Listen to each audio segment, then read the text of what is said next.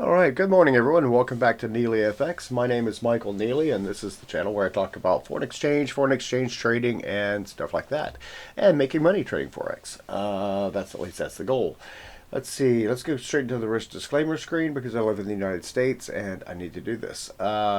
This channel is for educational and entertainment purposes only and does not constitute trading or financial advice. I am a professional trader, not a broker, trading my own capital. I am working with a couple of firms, a couple of prop trading firms on a couple of challenges right now, but it is all demo money. I do not solicit funds, manage client accounts, nor do I hold CFTC or NFA registration. Forex trading is highly speculative with a high risk of losing some or all of your investment capital. Only trade with funds you can comfortably afford to lose. Now, the CFTC risk disclosure goes like this. Forex trading carries a high degree of risk and may not be suitable for all investors. The high degree of leverage can work against you as well as for you.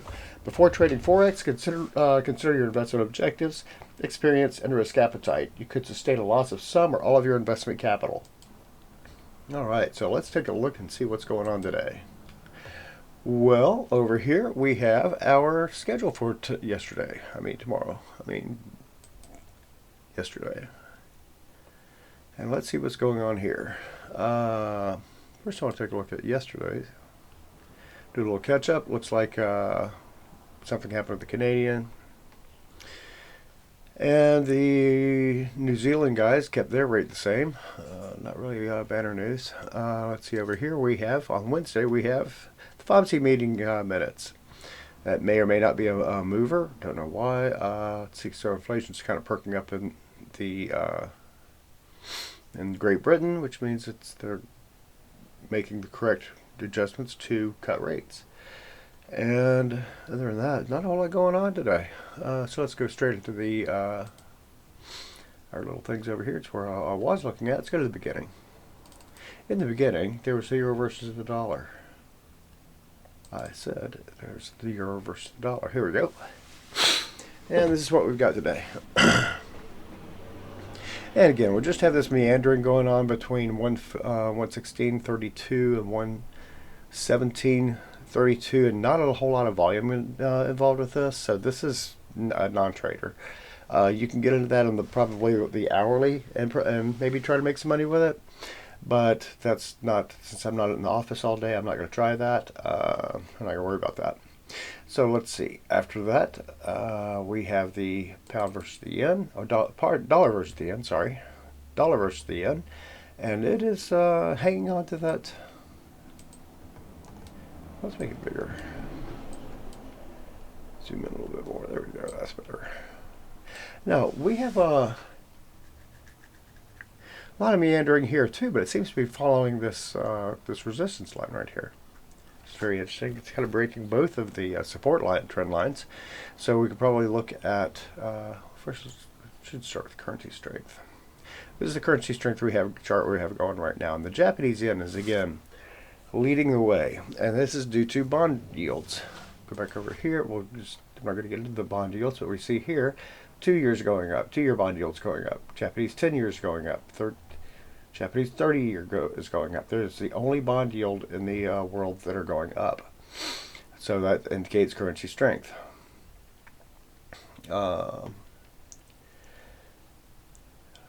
And so that is what we've got going on today, is everyone else's bond yields are going down and Japan's is going up. So you need to get on the other side of this trade right here, at least right now. But again, there's no volume, not anything really moving this market. It's just kind of drifting. Not good enough for me to trade on the 4-hour chart. Pound dollar is starting to show some bearish tendencies to it, starting to respect this this trend line right here. So maybe we'll get into a short trade on that. Maybe. But then we don't know, because after that it's going to come down here to this 143 area, and it has been affirmed that that is an area of buying activity. So 134.93, you're looking at a 60 pip range, kind of tight. Here we have the pound versus the yen. And again, same thing. It looks like the upward trend line is changing. Market dynamics are changing. We're getting a change of character right there. as indicated by the small smart money concepts. But again, we don't have enough volume to really do anything with it. And we've got two matching candles, not two matching candles, but that's almost 100 pip, well, 70 pip candle right there. It's not 70 pips. And then another one right beside it. I mean, that's just not really going the other direction. That's just a meandering market. It's not really got any direction on it that we can trade, any certain direction we can trade. Got the Aussie versus the dollar right here. Whoa, look at that. Got something we could have traded. I'm not quite sure what happened here. However, this would been a good time to trade. We've got a complete rejection of upward movement right there on that candle, and then a change of character right there, and then it just came down. Neat little doji forming right there. So now it's not the time to get into that market. That trade may be over. And again, I'm not as familiar with the Australian markets as I should be. And there we have it. We have a weak low right here. So that trade is just about petered out, so to speak. And again, we're talking about 60 pips. So it looks like a very big dramatic move. It's not 60 pips. 60 pips isn't bad, but hey. And then here's the dollar versus the Canadian. And if I'd been in the office yesterday when the rate decision came out, that may have been a good thing to trade. 133.18, and again, that's 65 pips. It looks like a huge move, but it's really not. 60 pips, again, 60 pips isn't bad for a small trade, but it's we're looking for the bigger trades, looking for 100 pips, 75, 100 pips and up. So that's what we've got today. Let's look at gold. See what's going on with gold. Gold is meandering downward again. So that's going to be mainly on dollar strength. That's something that is always fun to take a look at, kind of, sort of. But it's just kind of just trying to unwind. We've got a strong low here at about $50, $70 left to go before it hits that low right there. And let's take a look at silver. If it breaks this, then we're going to be looking at a capitulation of gold. Silver, again, is following gold. We're down to 37.07. That's $2 off the high. Off the recent high of, what is that, 39 something? Memory serves me correctly, it's 39 something. Oh, 38.75. I thought it hit 39. It did back here. And another recent high of 39.50. Now we're looking at 37.05. That's strongly down.